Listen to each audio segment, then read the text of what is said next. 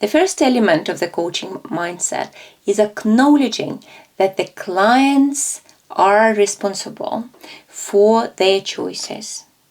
So it is about shared responsibility.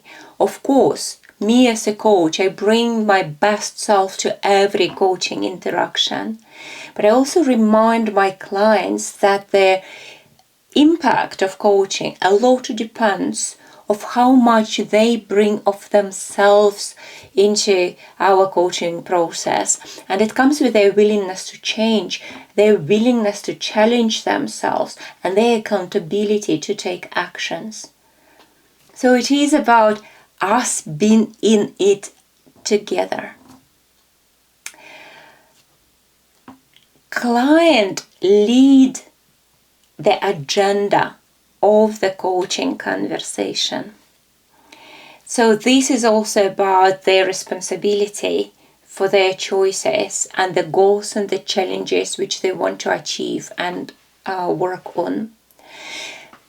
As we go through the coaching training and we learn, how to conduct the coaching conversation, we know, and you know, that it's client who brings the goal or the challenge, and it's not that us as coaches telling them what they need to address or what they need to work on. So that is clear.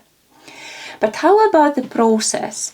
How is that to not guide and direct and lead them in the coaching conversation? And this is actually what the coaching mindset is very much about. Again, on the basic level, we know that we don't ask leading questions, we don't suggest or advise what they should do. But we also have that awareness that potentially a coaching questions that we might ask can lead their thinking to a certain direction. So what is important here is first of all to be aware of the possibility of this to happen.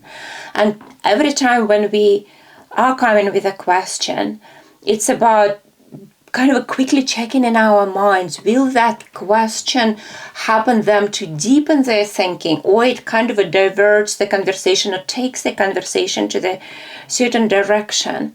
And what is important here is to make sure that that direction is actually aligned with where the client wants to go. For example, in a coaching conversation, we hear that client says, so I'm just afraid to pick up that topic once again. And they continue talking, but we picked up in our mind that the word afraid they said, and it kind of, the energy of this word took our attention. So when the client finished talking, we can simply go and say, "Hi, interesting, you said you were afraid. So what specifically are you afraid of, or what is the worst that can happen?"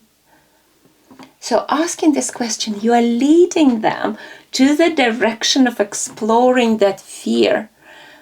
We don't know, does it relevant for the client or not? Is it really beneficial for them to explore that direction or not?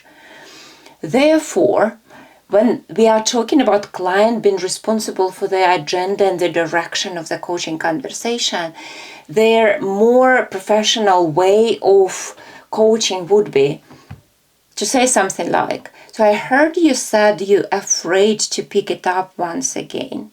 Would exploring that fear help you to move forward towards your goal?" So we'll let the client choose and decide whether, again, this direction is useful for them to explore further. Do you see the difference? So this is where the mastery of coaching lies within. To be really conscious about the questions we are introducing to the client, and making sure that those questions are, again, not leading them to a certain path or a certain direction, which might be relevant or might not be relevant for the client. So Client is also responsible for the ideas, for generating, potential ways to move forward towards their goal, so ideas, what actions they can take. And this comes with, again, our trust in their resourcefulness. We know that they, better than anybody else, know, again, themselves, the circumstances, the environment, the resources, etc. If client feels stuck, they just say, I really don't know what I can do. I really don't know what else I can do in this situation. Great.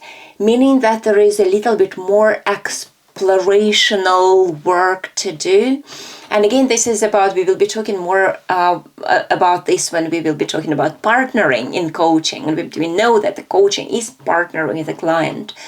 So together with the client, say, okay, so what creates that stuckness? What is missing? What we have not yet explored, what we have not yet addressed that can help you to come up with some ideas. So which door, if you want to, use the language of metaphors, which door is kind of still closed and we did not open up and did not look what is behind. Yeah. And so the last element is that, remember that the coaching mindset is open, curious, and client-centered. This is where respect to clients' perspectives, values, views, and ideas comes from or comes with. So it doesn't mean that we occasionally don't challenge, some of those perceptions, assumptions, or beliefs. We remember that everything what we do in a coaching conversation, we do to the service of a client, okay? And we also do it without judgment. So there is no judgment that, this particular perception is wrong or false. Okay, it's coming with the belief that this is what the client now has. Everything has rights to be.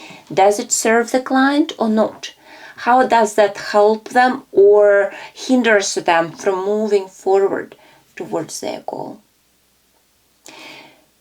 So reflect on everything which I have just shared with you, and my invitation will be to you with that reflection to kind of imagine how can you embody this information and this kind of acknowledgement of the client's responsibility for their choices, so that it kind of the shift began to create from your intellectual and cognitive awareness of this to more embodied awareness of that, if it makes sense.